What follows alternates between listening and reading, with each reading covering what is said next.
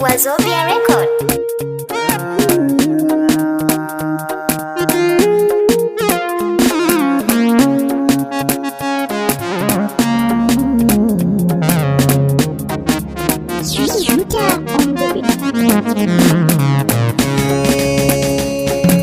Yaso a zuci ya kama ruhi ya zama sarki, ya sani kauna na bar gari na canja daki.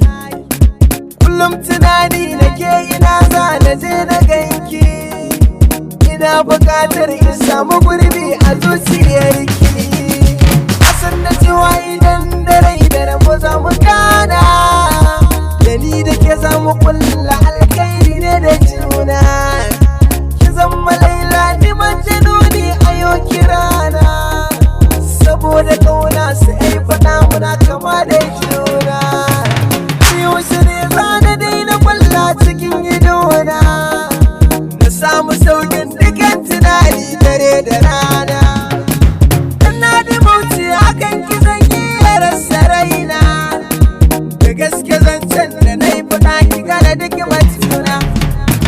Nise da ke ne zan gane komai farin ciki na, zancen ki ne ke yi min da daɗi a kunnuwana.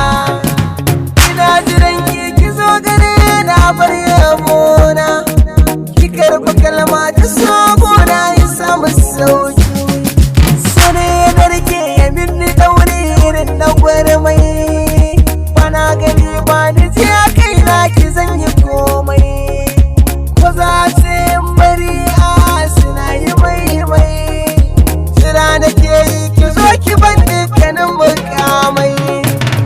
So ki gana cikin gyaɗa ta san farin mai, haka ma bangare na suna za ki kwai duba har da jimmai. Rana ta wankan shi cibi na gane baya buya, ɗan hausa shi ne yake faɗin kwarya ta bi kwarya. Sannanin farko na gona ƙarshe da kunya, haki gaskata ba batun haɗi gaskiya da ƙarya. Ba a aran so a zahiri ko a ce musaya, kararrafe za a tashi sannan ayo dagawa. Baki ya kan furta kunnuwa yi kansu jiwa, san babu farra gudun da so ba batun rabewa. Mai nazari ya yi kansa san ba su yin gushewa, kwana tashi da kamar rai zan magawa. So ya zamo ganin ajali yake bugala kuwa, san babu laifi har abun babbiyar sinawa.